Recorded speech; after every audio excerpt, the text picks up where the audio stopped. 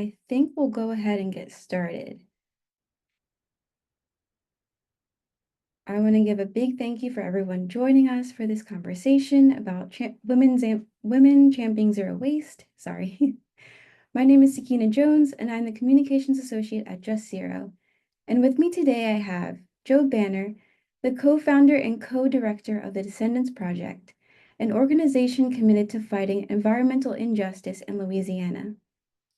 Maris Masellis, the Director of Communications and Community Impact at the Tennessee Environmental Council, an organization that focuses on safeguarding public lands, and Maria Vasco, the owner of Boston's first zero-waste shop, Uvida.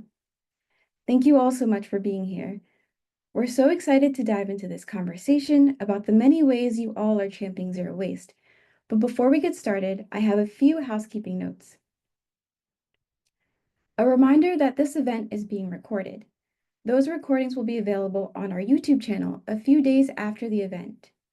There will also be a Q&A session at the end, so as we have this conversation, please feel free to use the Q&A function available in Zoom to submit any questions you have for our panelists.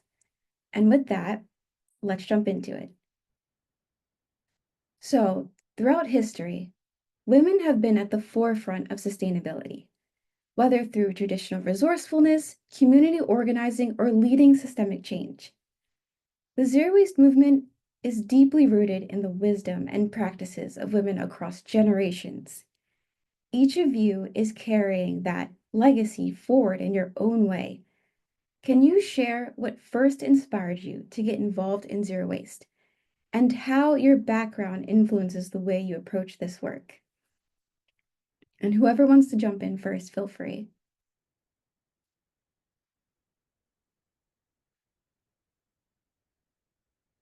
I'll go. First of all, I just want to say thank you so much from the bottom of my heart. It is an honor to be here and to share this space with you all, Maria and Joe. Truly an honor. Women are a huge part of the zero waste movement, and my background or where this came to life for me was absolutely through my mother. Growing up in a single parent home, and she's an environmental science teacher and a woman of faith. She taught me that everything is connected, that there is no way. We were quite resourceful growing up, and nothing really went into the trash. Sometimes it was like, when I got older, it was a little embarrassing. Like, Mom, why do we have all this stuff in the house?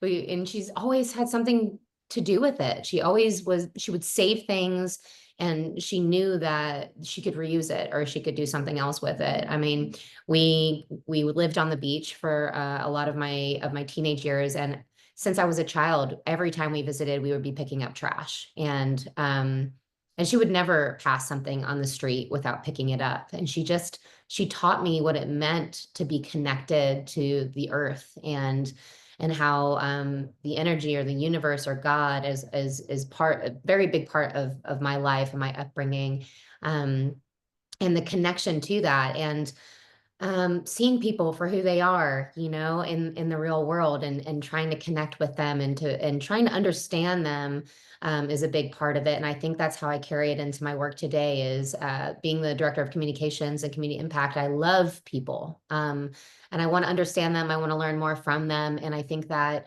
our past and our upbringing has an extreme impact on the way that we walk in the world. And so just knowing that my mom did that for me, it shaped me into who I am, and the people that shape us, that's who we are today. So it has a huge impact on who we are. And I think just taking that into account is really how I bring it into my work today. Thank you so much for that, Maris. Go ahead, Maria. That sounded great, Maris. And I also want to thank everyone for being here, and that I'm so honored to be a panelist. Again, I am Maria, and I am the founder of Uvida Shop, Boston's first and only zero waste store. And my journey and passion with zero waste started when I was young. I was born in a farm in Colombia, so I was raised with animals all around me. I was raised in nature, and so I feel like since birth, I already had like a love and natural care for the planet.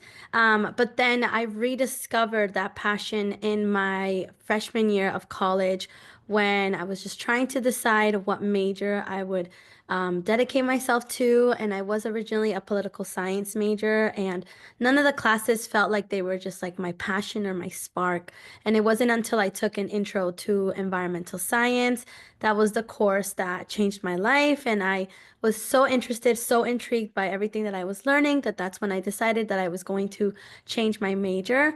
Now, a lot of people asked me, like, what are you going to do with that major? What careers are you going to go into? And I honestly didn't know. I didn't really care. I just knew that I found something that I was passionate about, and I knew I wanted to dedicate my life's work towards something with helping the environment.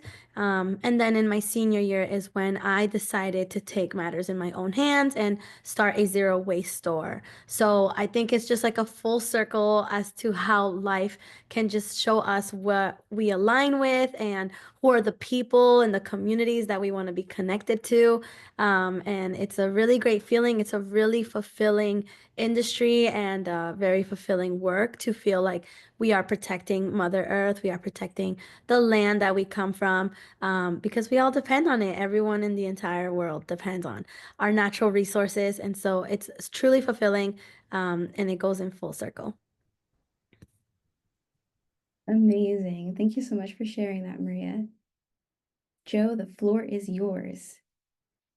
Thank you. Thank you for having this panel and having me on it. I really appreciate, excuse me, calling me, of course, the most inappropriate time. But yeah, so I just an honor to be on this panel and really appreciate the opportunity to talk about reuse. I'm based in St. John the Baptist Parish in the middle of an area known as Louisiana's Cancer Alley. And a big part of that pollution comes from the production of the plastics that we use and we don't think about. But I also am really interested in the reuse space because I operated a cafe prior to Hurricane Ida, and I hopefully will get back to operating that cafe once again. But I saw firsthand in the operation of the cafe buying the disposable products, like buying the plastic cups. We think of these items, or many people may think of these items as not having a cost. But I saw firsthand that the cups actually, I was spending $1 per cup. That means anytime somebody would buy a smoothie, $1 went to a cup that would be thrown away. So in addition to just the actual cost of the product, and this is really even before, honestly, I'll be transparent. I really understood environmental justice. So this is really just me thinking of it economically, but seeing that cup be thrown away after knowing it cost me time away because I had to buy the supplies. I couldn't just buy the supplies in bulk because then you have to find space for that. You have to have the real estate to store the products. So my next choice was drive an hour each way, either New Orleans or Baton Rouge, and buy the cups there. So that's what I was doing. On my day off, I had to spend hours to go and restock and then come back, and see, give the cup to a customer, and a customer throw the cup away. So just seeing that whole cycle and realizing it didn't make any sense. I was paying for it, the customer's paying for it, and at the end of the day, well, we were buying trash, and I was utilizing trash. But then in that scenario, also understanding that me as a business owner, it wasn't the customer's fault. It wasn't that thinking where it's often put on as like we're the one as a customer, the consumer that has the control. As a business operator, I could control how my product was going to be delivered. So we switched from using the plastic cups to mugs and to using reusables right now. So that was just kind of seeing economically, it doesn't make any sense to keep using products. I could use the money to, and I do, I use it to actually pay somebody to wash the dishes. And that way that money is going right back into the economy and able to support somebody who needs, who may need a job. Yeah, those are all good points. Thank you so much for bringing that up. While you're here, I just want to continue with the next question. Joe, your work at the Descendants Project focuses on environmental justice in historically marginalized communities. How do you see the zero waste movement connecting to the larger fight for environmental justice?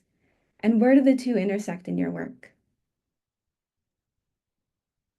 And thank you for that question. It's one that's really deep for me. But our area, we are descendants of the enslaved Africans who were brought to Louisiana to work the different plantations. That my ancestors were sacrificed in order to produce, to be a part of this economy. And we consider ourselves in this area because of the different um, pollutants that we face as a sacrifice zone. We still see that system carrying on. What that enslavement was disposability. It was taking someone who could be disposed of, working them until they couldn't work anymore. They were too old to work, and then at that point really not knowing what to do with them. So what we're seeing is, even in my work, and we work with in this area, knowing that the enslaved were just buried on the plantations, any spot that their families could find. So even when they died, the owners would not even think about, in most cases, where do we put somebody at this point. So just understanding that disposability is what we're still fighting today. And that it is connected to this system of the plantation system evolved into the pollution, especially the petrochemicals. And this is why we're known as Cancer Alley. So I can't battle the problem that we have today without addressing the system of disposability that stems from the neglect and ignoring of the human rights of different people, of people of my ancestors, and understanding that until this day, we still face laws, and we face ordinances, and we face beliefs that continue to keep using us as sacrificial lambs in order for someone to drink from a plastic straw or carry their items in a disposable bag. The industry in many cases will frame it as, we need plastic for our healthcare, or we need it for our airplanes, and we need it for this. And I mean, that's the big, I won't even get into that side of it, because where we're using the most plastic is in our clothing. We're using it for our trash bags. We're using it for our ketchup packets. We're using it for things that we just simply do not need. And that's what, that's why it all intersects. It's all connected, that system of enslavement to now. No, I definitely agree with you. A lot of this plastic that's floating around, they say we need it, but a lot of that plastic is single use, and we definitely don't need all of that single use plastic. Um, Maris and Maria, I'm curious if you have any thoughts about the zero waste movement and its connection to the larger fight for environmental justice. Yeah, I would love to add on to that question because it's a very important question, and both of the industries are very much intersected with each other because the health of our planet directly impacts the health of us and human beings. And then on top of that, it is usually lower income neighborhoods that get impacted the most. Now, unfortunately, we all will see the effects and are dealing with effects of climate change, but we all are in different regions of the country and in different parts of the world, so we all get them differently. So for example, in Boston, while we do not have many natural disasters, we do have the fear of sea level rise, and our winters are no longer as harsh as they were before. So we all have different impacts as towards how climate change is impacting us. But then on top of that, we also have the health issue where a lot of people are being impacted by microplastics in their body and by invisible diseases that we can't see, and we all individually are battling it on our own, or know someone that is battling some kind of health issue. And this before was not a norm to have everyone have these sicknesses that can feel like they're coming out of nowhere, but they're actually coming from our environments. They're coming from the exposure of the harmful chemicals that we have in our food, that we now have in our water, that we have in our products. And it seems like we just cannot escape from it. And now the only ways to escape from it is to buy the most expensive organic groceries, when back in the day, everything naturally was organic and you didn't have to label it as organic. Now you have to go out of your way to find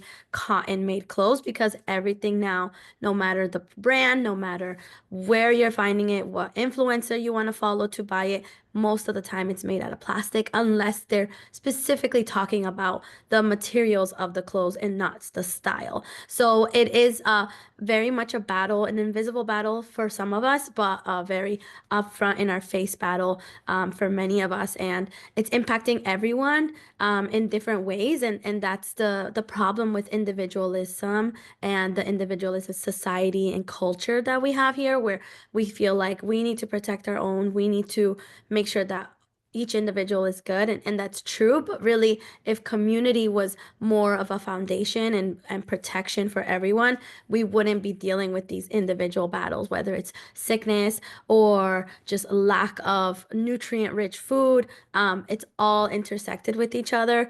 And that's why it's a really important topic and something important that I think we all can make a change individually through where we spend our money. I think where all of us spend our money, where we spend our energy, attention flows. So that we have to really consider, who are we investing in, who are we supporting, and what are the values of these companies in order to help shape our society back towards reducing waste and actually caring about our planet and our environment. Because at the end of the day, if we don't take that into consideration, it does impact all of us in one way or another. Love that. So many good points that you brought up. Thank you so much, Maria. We are running a little bit longer on that question, so I'm going to move on to the next one, which is directed toward Maris. Often communicating about zero waste involves explaining things that are complex and sometimes technical. Maris, with your work in waste reduction at the Tennessee Environmental Council, what strategies have you found most effective in engaging communities and making zero waste practices feel accessible?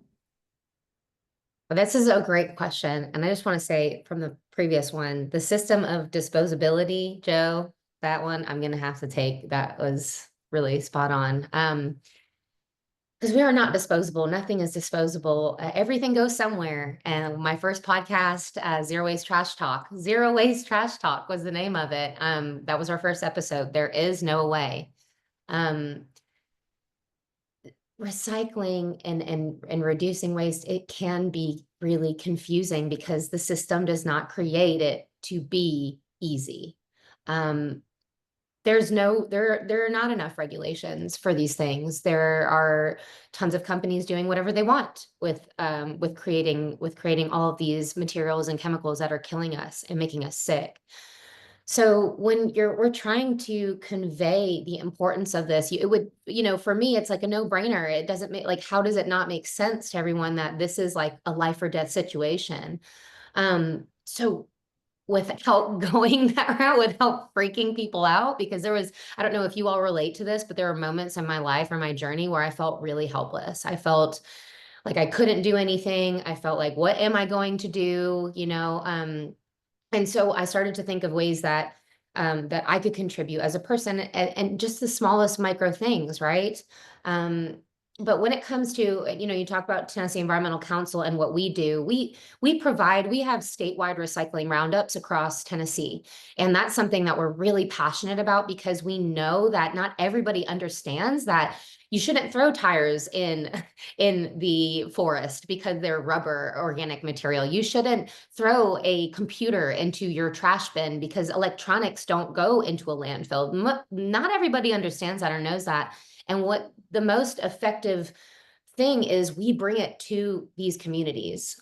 We vet out vendors that basically will take these materials, hard to recycle materials like electronics and metals and mattresses and styrofoam. And we try to, first of all, tell the story, paint the picture beforehand that these things do not go into the landfill.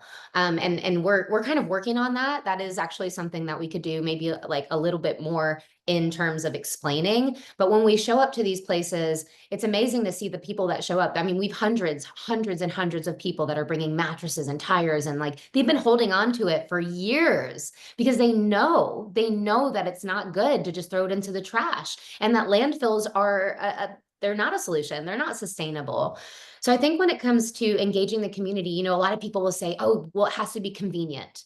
or you need to provide incentives, right? Like this capitalistic society doesn't work unless you pay people. Yes, this is true. We have now lifestyles that we can click a button and get whatever we need and never leave our homes. Most people work from home or go to school from home, or it's rare that people are even leaving their houses anymore. So when our society is championing us not being productive in ways that it really tests us, right? What are we willing to do?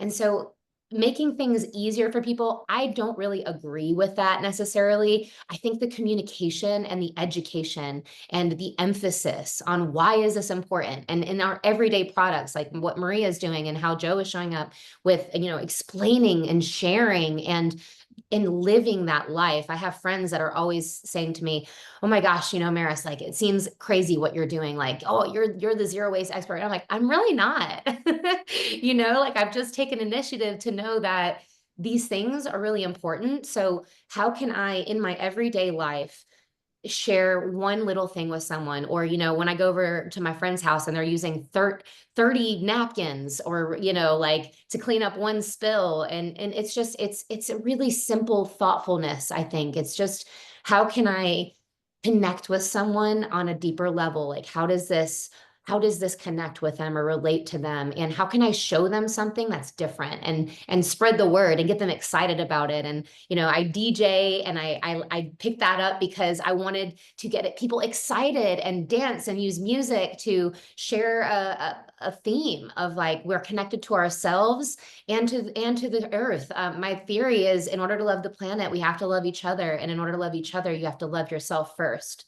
So I think, this is a journey of healing from the inside out, and that's what we're all here doing. And I think the more that we care for ourselves, that we're going to be engaging each other and telling the stories and doing the next best thing. No, I love that. It ties into such a deep thing. It's like if you love the planet, in order to love the planet, you have to love yourself, and vice versa. It's a self-love thing, caring for the planet and getting people to care and just feel connected to the wider, zero waste movement. Um, Yeah, one thing we do recycling roundups now is I bring a speaker, and it's like a tradition now. Like there always is music at the recycling roundups because let's have fun, let's hug and have fun and dance. Sorry, I just had to add that one little thing. Always bring some music. no, yeah, definitely. What's life without music, honestly? Um, we'll move on to the next question. So as we strive for a zero waste future, many people are eager to make the switch to more eco-friendly alternatives. But these options are often out of reach due to factors like cost, availability, or lack of awareness.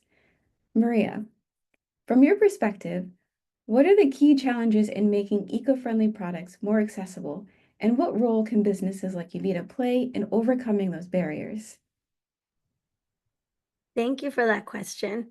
So I wanted to start off with how I got into this business, and it was truly just because I couldn't find a solution to a problem that I was dealing with. And that problem was that every single day when I got out of bed, I would shower with my plastic shampoo bottle, my plastic conditioner bottle, my plastic body wash, then brush my teeth with my plastic toothpaste and my plastic deodorant and plastic makeup, and everything that I touched was in plastic. And that was just as when I was in college, I was studying environmental science. So I would go to class and study about how bad plastic is for the planet, for humans, for the future of the earth, and then, just go home and do it again. So I felt like that was really unsustainable. I felt like that was really, just not a way that I wanted to continue being. And I was like, what is the solution? And I've gone through many rabbit holes trying to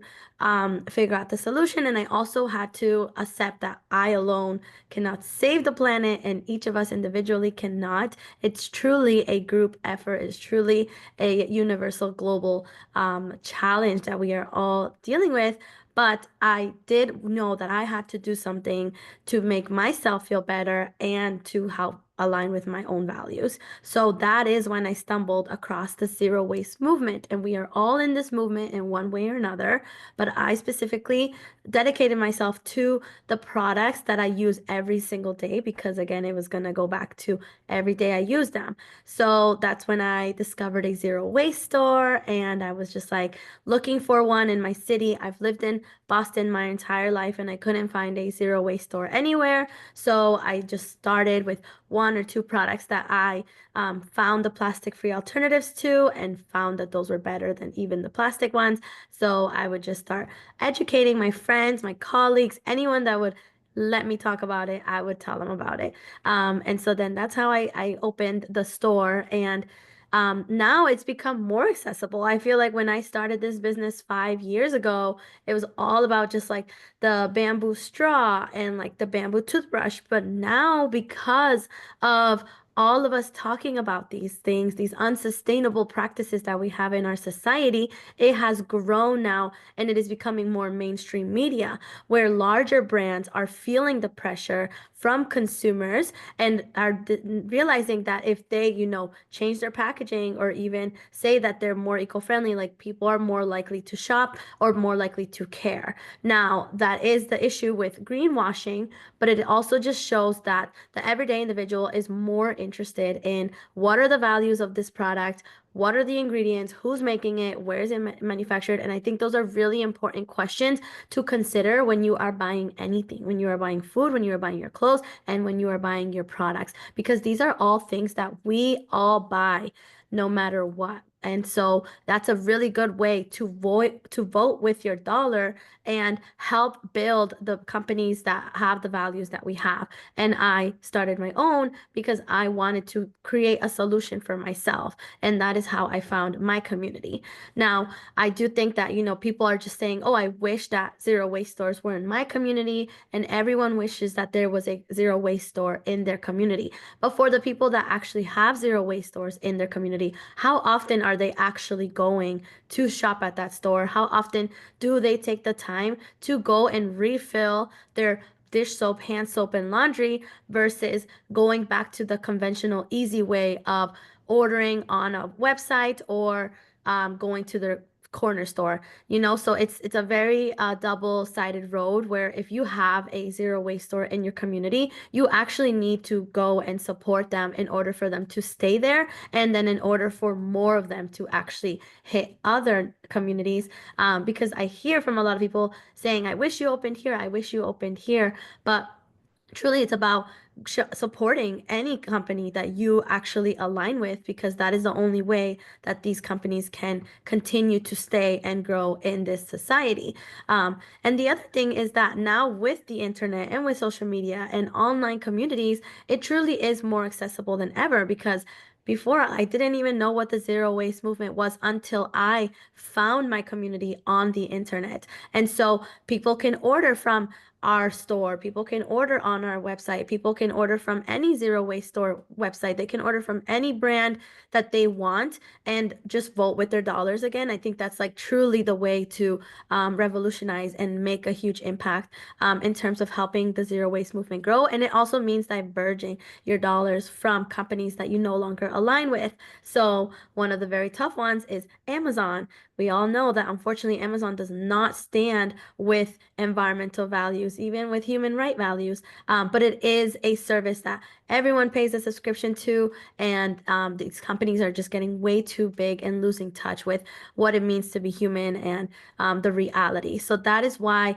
it is a danger to support companies, because they just will continue to grow, and you want to support companies that have certain values that we all support. And I'm also just really happy to see the innovation in the zero waste movement in terms of food and clothes, and for us specifically in products. Now we have so many more products that I never thought I would be able to find the plastic-free alternative to, but it's because it's growing. It's the more we put pressure on these companies, or the more we show that there is a demand through our interest, the more likely people are to start these projects, or like, products that take out CO2 emissions or that can help with product waste. Like we have to support them. And I'm happy that it's a growing movement. I would love to see it growing more and more. And I think that is through all of us and through our actions. And when we like consider telling our friend, hey, you know that you can also buy this and it's reusable instead of buying it, single use every time, like you can save money long term. We have to be like very nice and considerate of how people are already living in their routines and how we can help them become more zero waste in a positive manner so it never becomes like a shameful thing. Because like as a zero waste store owner, we are down the street from a Starbucks, and so customers come in with their Starbucks and they come in and they see what the store is about and they're immediately like, oh my God, like I'm in trouble. And I'm like, no, like we want to make sure that you know that this is not like a judgmental environment. Like this person did not invent plastic. They did not tell the people of Starbucks to package their coffee this way. They had no say in that, you know? They just simply wanted their coffee. And so I don't think it's right to blame the individuals. I think we truly need to look into the systems that we have been raised in and that we are currently in and how we can start to make it better. And specifically, I really love the circular economy. Like our store is a closed looped store. So the gallons of soaps that we do get in plastic, we ship them back to our suppliers and they sanitize them and ship them back to us. So the plastic never actually goes to waste. And we ultimately decided to have them in plastic because when we had them in glass, they were really heavy for me to carry and they would arrive broken a lot of the times. So it's just figuring out how to make the systems better and how to make it work for us and the planet. Yeah, I totally agree. And there's something you said that really resonates. It's voting with your dollars and just educating people about the choices that they make and not necessarily shaming them for their actions, but teaching them that there are better ways and healthier ways, even for them, because we all know plastic is bad. Um, so we'll hop on to the next question. And thank you so much again, Maria, for all of that information. It was very insightful.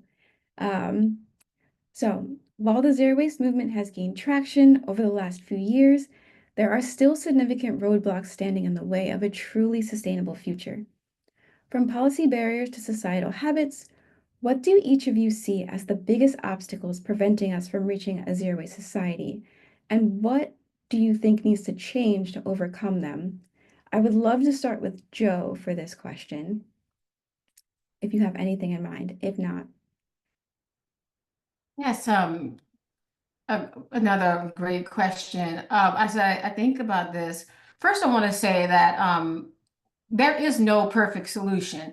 So I know as we speak about, and I advocate around the world for the stop and production of plastic, but I also want you to everyone to know that I live less than 20 miles away from a steel plant, and I live like maybe a mile or so from an aluminum plant. So the solutions that are being introduced as part of reuse, which is using more steel and aluminum, are detrimental to my community as well. So like fence line communities, we get to suffer twice, as say, from the problem and the solution. Some community has to take that hit. So nothing comes without somebody having to be the fence line community, even to the solution. I think in this movement, we don't mention anti-consumption. So the way that I'm still seeing a lot of consumption happening. You see a bottle gets popular, like a Stanley bottle, and plastic becomes bad. And then on TikTok, now you can get all different colors of it, or the seasonal brands. You see organizations and other businesses who are using the packaging product as their marketing. So they're counting on for us to buy. So I think it's really stepping back and saying, what do I need and what don't I need? And even with thrifting, I thrift a lot, but even thrifting is a way of consumption, because if you're buying it, people are going to buy it more than donating. And it's like, okay, well, I just put it to the thrift store and it's all good. So just understanding, again, the circularity of it, as Maria mentioned, and seeing what can we do for anti-consumption. I will also say that reuse is harder for you. Well, the laws and the regulations can make it harder for a person to practice reuse in their business. For example, kitchen sanitation requires three compartment sinks or a special type of dishwasher. And when you go home, right, when you wash your dishes, you're not sanitizing the dishes to the level that a restaurant is. It's not saying it's not needed, but those are barriers in place sometimes that'll stop a business from actually practicing reuse and just saying, you know what, I'm just going to buy plastic so I can just throw it away. So I think looking at what regulations are really needed are helpful. What can we ease up on to help companies and businesses and people really sustain a system of reuse? And I'll end with this too.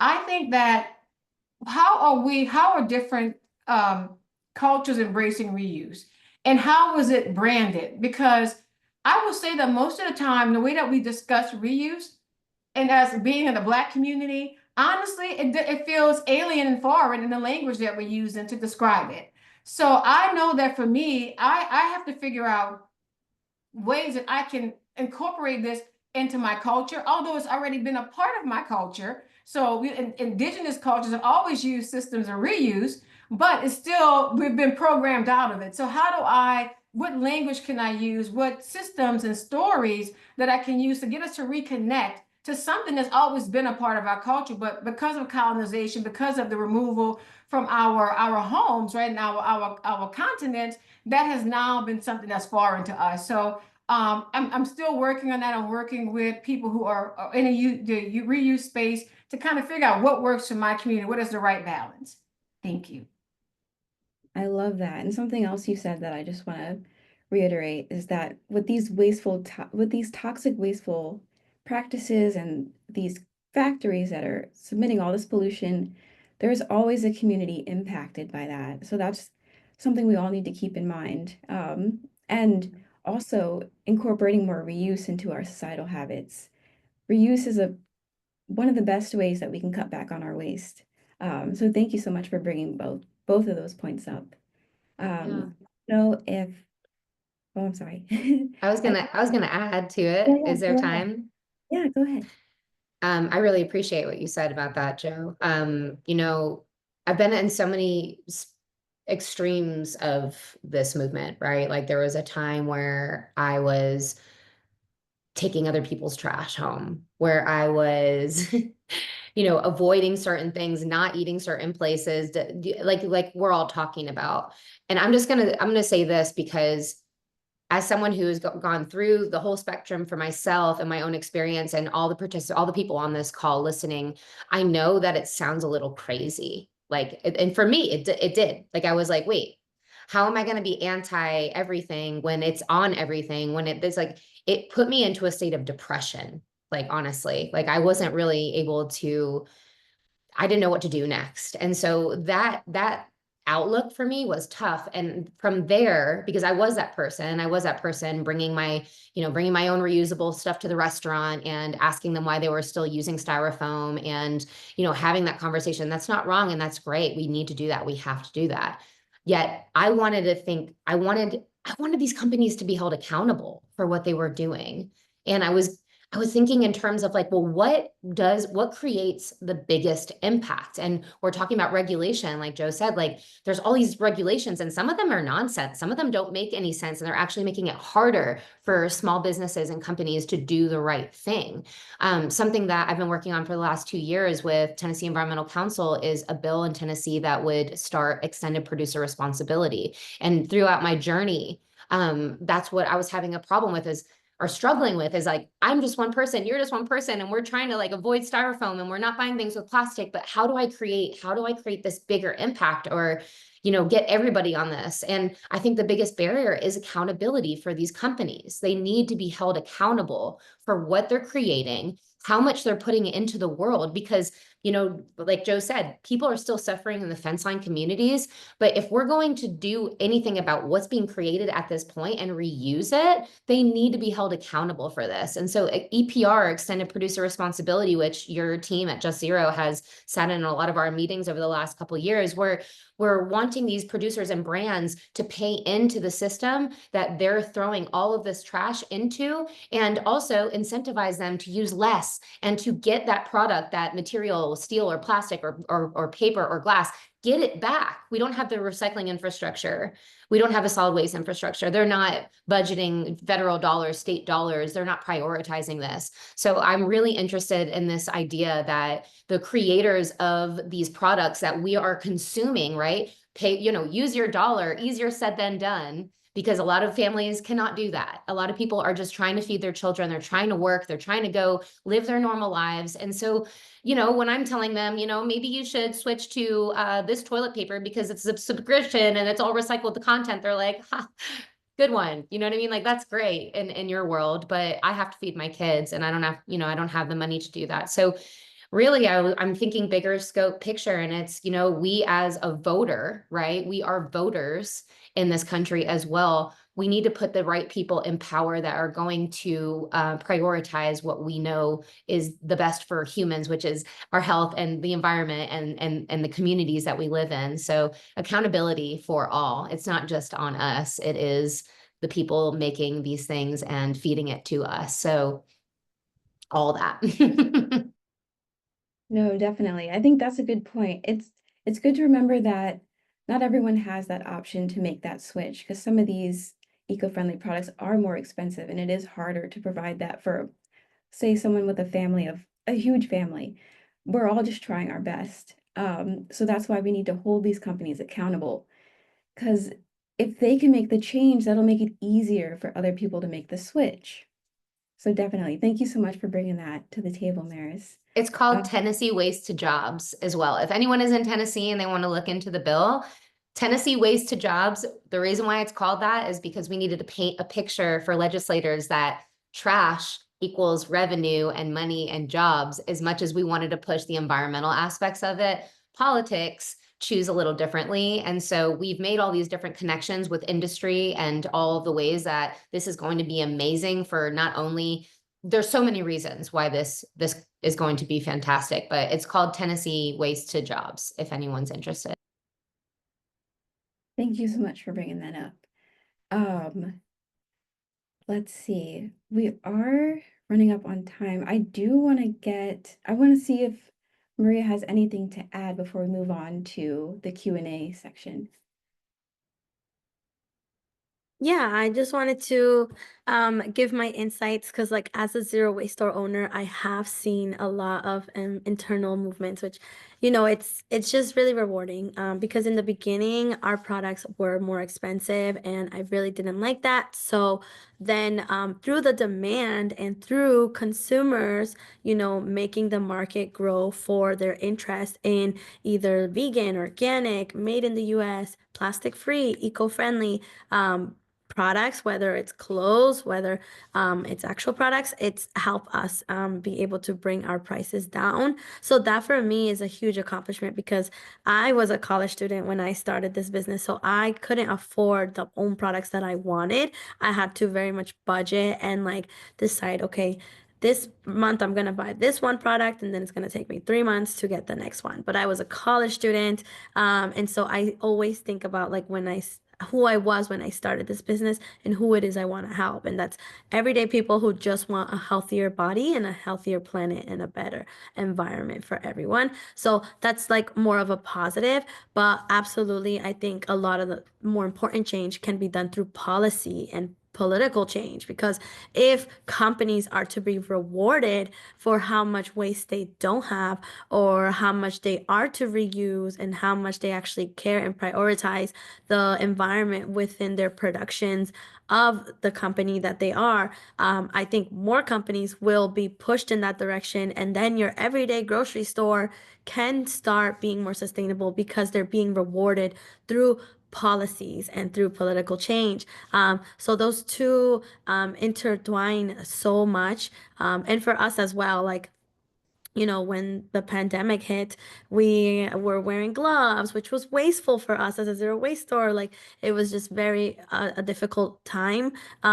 But it was in the name of like the fact that it was a pandemic and it was new policies that we had to follow. But then, of course, things changed. So it is a lot of back and forth between the two because they both impact. And at the end, I can say they depend on each other very much. Thank you so much for that, Maria. So, okay, I'd love to jump over to some of the questions that our audience was so kind to ask. I do have one for everyone. Let's see. Um, Strategies for helping people not feel judged. Like, for example, when customers come into Maria's shop with Starbies, Starbucks disposable cups.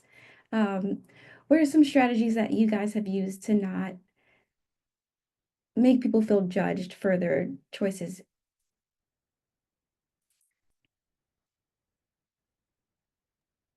So the question was How what, go ahead, sorry. Oh, sorry, let me repeat it. So strategies for helping people not feel judged. Like, for example, when they come into an eco-friendly store and they have a Starbucks cup in their hand. Yeah, I honestly, this is something that I have been working on for a long time. Maria, I want to hear what you have to say too about it. But it's like I try. My favorite quote is, which I just said this morning, but seek to understand rather than to be understood. And so I'm always thinking of ways, or like I'm trying to think of where this person is coming from before I go all in and I tell them like what's good for them or like what they should be doing, especially when it comes to zero waste stuff. Because I have friends that like I love using the napkin example because one of my closest friends, when we are just starting to get to know each other, I was in her house and we had dinner and she's like, Maris, I want to be better. I want to do this and that. I'm like, great, great. And as she's doing it, they spilled something and they took the roll of paper towels and just kept pulling it. And then I was just like, oh, okay. So, I think just being gentle, right? It's like, I'm not going to change people overnight, but I like to pose questions. My first attempt, especially with my dad, because he's not a zero waste person and he has explicitly told me to like not talk to him about certain things because I think it makes him feel bad, right? And he's like stubborn in his ways and he doesn't want to change. And so there are just days where I ask questions like, so if you don't want to use your plastic bags, would you be open to returning them? Because, I know Publix has this, and just giving options on just feeling it out. I think it's more of, I just want to understand people and why they're doing what they're doing. Some people have just never thought about it, and they're like, oh, well, actually, I didn't think about it that way. And so I'm going to try that, but that would be my take is seek to understand rather than to be understood and ask questions. Yeah. Amazing. Go ahead, Maria. I would love to add to this question because one, I was very hardcore, like eco everything. I was struggling with myself, like in my house, in my room, like having internal battles with this, like, am I going to use that product? No, I have to finish that one, but this expired. What do I do with it? Do I use it? Because I don't want to throw it away, but it's expired. And so, like, so many internal battles to the point where it started reflecting on everyone around me. So, like, I would be at like my friends' birthday party and they buy all the decorations like single use and then they start like, oh yeah, let's throw this away, and then they would look at me and be like, oh no, like literally looking at me like, oh, Maria's about to judge us, or like, because Maria's here, like we can't do that. And it felt so weird because I'm like, what would you do if I wasn't here? Like just my presence alone just added so much pressure to the people in my life, and I did not like that. And then of course the pressure got back to me in other ways where like a customer would come in, we would be chatting it up, and then they'd be like, I'm gonna go grab some Starbucks, like, do you want any? And I was like, yes, I want some because that's such a nice gesture that you want to buy me coffee. I really appreciate that.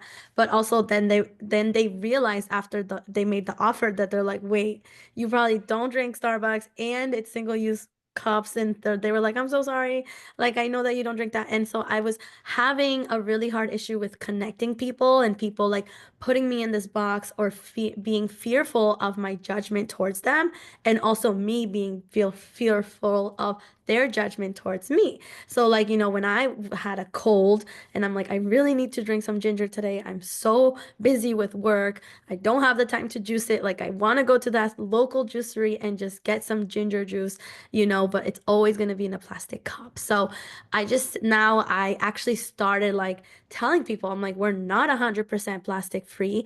I don't know who thought we were. Like, it's actually impossible. I did not create plastic. We are all in this society where we have to follow the structures that we are already in, and we decide if we want to do anything about it. And that is what we stand for. I don't want anyone to think we're 100% perfect. We're not 100% plastic free, because it's impossible, but it's shedding the light that this is an issue and that it should be not ignored and that we can do something about it. So that to me is more important. And I had to ease it on my team too, to be like, guys, like, you're not in trouble if you bring your plastic cup. Like, again, you did not invent it. What alternatives are they giving you? Like, maybe the business can't afford it, or maybe we should be putting more pressure on them to change their packaging, or maybe we need to advocate politically to make sure that, politically we can say, no, we can all be reusing, or actually let's invest in labs where they are creating packaging for bottles that is biodegradable, that is made of other materials, that is not fossil fuels. Like, that is truly how we can create long-term change. And pinpointing at each other and creating tensions with each other, like who's the most or who's doing the least, it's not really creating community, and it's not going to help us thrive. And at the end of the day, the larger companies that love how cheap plastic is because it's from fossil fuels, and because all their money is invested in making sure fossil fuel industry is thriving, they don't want us to diverge from plastic, because they know it's cheap, they know it harms the environment, they know it's a natural resource, but they profit from it. So they don't want us to be with each other. They more would benefit if we are feeling isolated and not being able to talk about these things. So in my work environment, I started like showing my workers, like, look, I'm a normal person. I also want that drink that a customer wants to offer. You know what? Yeah, let's go and get that drink, because, like, again, I'm not blaming you, and I don't want you to blame me. And no system is perfect. And none of us individually created the situation that the planet is in. It's all about voting for our dollars. I always go back to that. I truly feel like that is the biggest way to make change. It is supporting politicians that actually advocate for the environment. It is supporting even companies that are trying to make a difference, because there has been a lot of people who have pitched their product to us, and I'm like, okay, it's not perfect, but it's a starting point, or it's something that you're trying, you're making innovation. And then as people fund them, as they improve their formulation, and as they find better packaging, they have become more and more zero waste. And then I'm just like, if I never even invested in that person in the first place, who knows if they would have gotten to the point to where they are now. So just because it's not perfect in the first round, it doesn't mean it has the ability to get better through love, attention, and care and investment. I love that. Thank you so much, Maria. I'm going to move on to another question from the audience, but I'd love to start with Joe for this one. How do we help advocate more and get more resources put into reducing and reusing?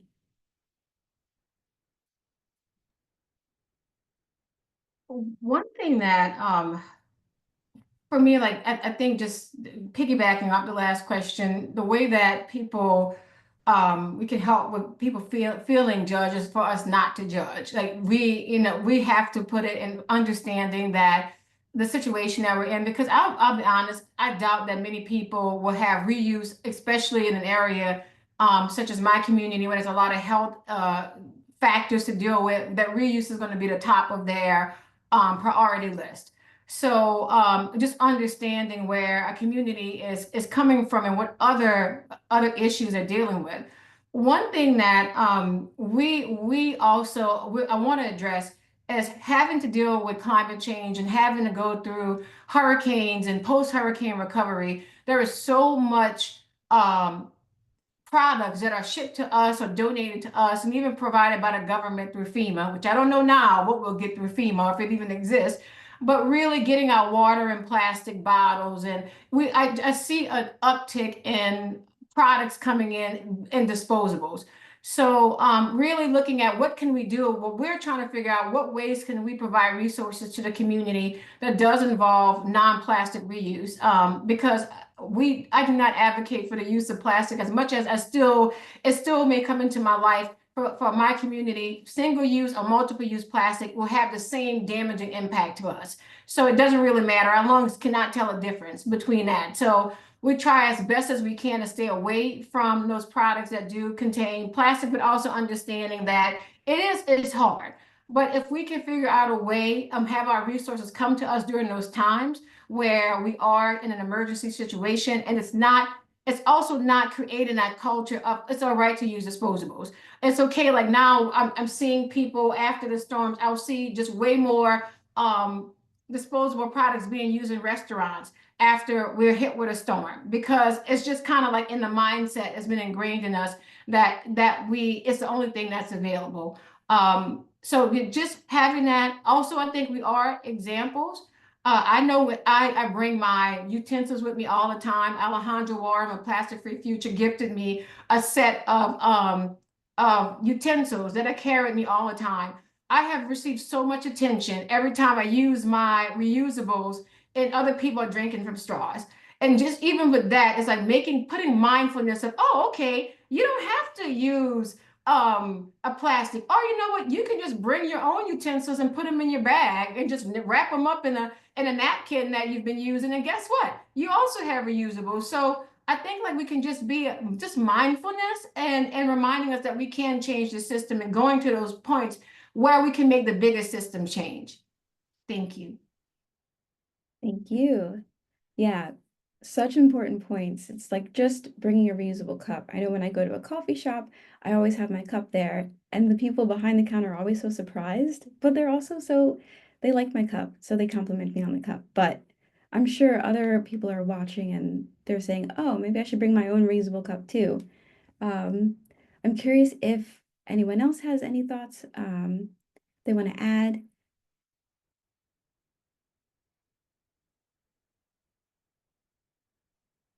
If not, we have 2 minutes left. I'll go ahead and close out the event if there are no other questions, or we could also go to another question. Let's see.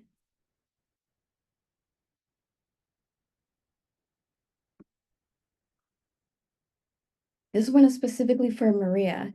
You said you were surprised by some of the zero waste products that you can now find. What are some of the biggest pleasant surprise items? Yeah, so I've gotten that a lot. And honestly, for me, like I have always been into makeup, and I feel like the beauty industry is an industry where there's a lot of money that goes into it. And unfortunately, there's really no interest in making it plastic free to what I can see. But as a zero waste store owner, I do find the little brands from the entrepreneurs that are attempting to start dipping their toes in that, and I love it. So for us, we have plastic-free concealer, plastic-free lip gloss, where we can so you buy the lip gloss, and then once you're done with it, you wash it with soap and water at home, you come back and we refill it. And so, I feel like I'm the mix of like growing up in this like TikTok generation where consumerism is just so mindless. It's just like, yeah, I'm gonna buy this, I'm gonna buy that, I'm gonna buy this. And like, there's really no thought behind, can this be reused? The packaging is cute. Why do we have to throw the packaging away every single time? Like all the time and energy and resource that goes into it for it to just go back to the landfill forever.